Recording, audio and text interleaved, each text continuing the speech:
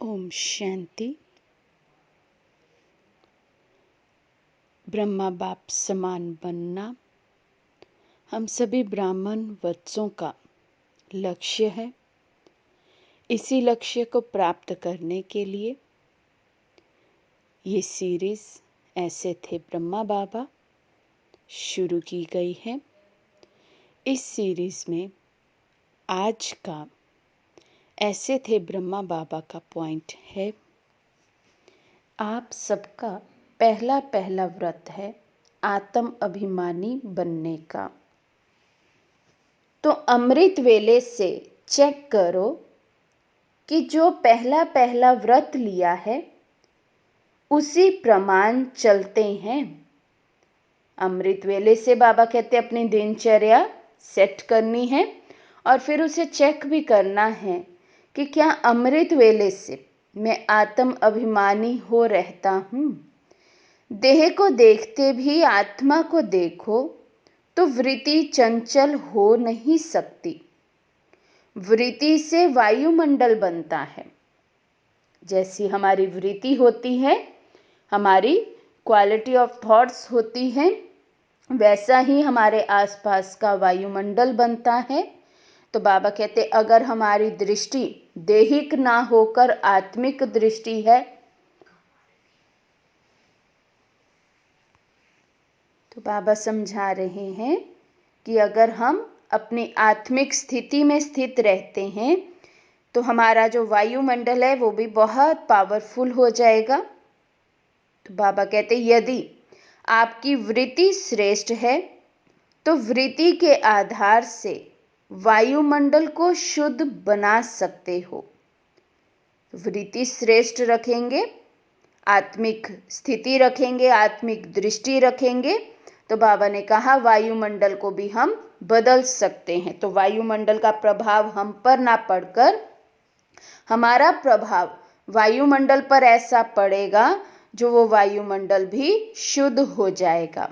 फिर बाबा कहते हैं आत्मिक दृष्टि और वृत्ति बनाने से दिव्य गुणों का आकर्षण अर्थात इसेंस और आत्मिक स्वरूप स्वतः दिखाई देगा। तो रूहानी राहत में रहने के लिए रूप की विस्मृति और रूह की स्मृति रहे। रूहानी राहत में रहने के लिए बाबा कहते क्या करना है, हमें रूह की स्मृति रहे और रूप की विस्मृति हो जाए। माना देह अभिमान टोटली हमारा खत्म हो जाए, देहिक दृष्टि टोटली हमारी खत्म हो जाए। ऐसी दृष्टि हो हमारी जो हमें देह देखते भी सिर्फ चमकती हुई मनियां ही नजर आए, आत्मा ही नजर आए। तभी बाबा कहते वृत्ति जो हमारी है वो पावरफुल हो सकती है और उसी के आधार से वायुमंडल हो सकता है। तो बाबा कहते यही है महीन पुरुषार्थ। कौन सा महीन पुरुषार्थ है? देह देखते भी देह याद ना आए, रूप की विस्मृति हो जाए और सिर्फ रूह की स्मृति हमें रहे। इसलिए ऐसा अनुभव करो जैसे शरीर एक बॉक्स है, इसके अंदर आत्मा रूपी जो हीरा है उससे ही मेरा संबंध और स्नेह है। तो बाबा युक्ति भी बता रहे हैं कैसे देखो इस शरीर को, जैसे ये एक डिब्बी है। किसकी डिब्बी है?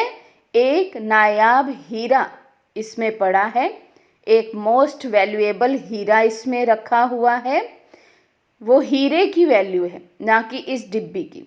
तो स्वयं को भी ऐसे देखें, औरों को भी ऐसे देखें। तो बाबा कहते वृत्ति से वायुमंडल चेंज हो जाएगा। बाबा कहते जैसे ब्रह्मा कुमार ब्रह्मा कुमारी कहने से ब्रह्मा बाप व ब्रह्मा कुमार पने का स्वरूप स्मृति में रहता है, ऐसे शिववंशी होने के नाते अपना आत्मिक स्वरूप अर्थात निराकारी स्वरूप स्मृति में रहे।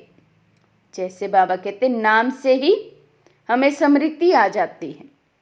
जब हम स्वयं को कहते हैं हम ब्रह्मा कुमार ब्रह्मा कुमारियां हैं तो ब्रह्मा की याद अर्थात अपना फरिश्ता स्वरूप, वो अव्यक्त स्वरूप हमें याद आ जाए। और जब हम ये समझते हैं कि मैं आत्मा हूँ, सामने वाला भी आत्मा है, आत्माओं के साथ मेरा रूहानी स्नेह है, आत्माओं के साथ मेरा संबंध है, तो बाबा कहते तब ये याद आता है मैं शिववंशी हूँ। तो उसके साथ साथ क्या शिव बाबा की याद स्वतः है?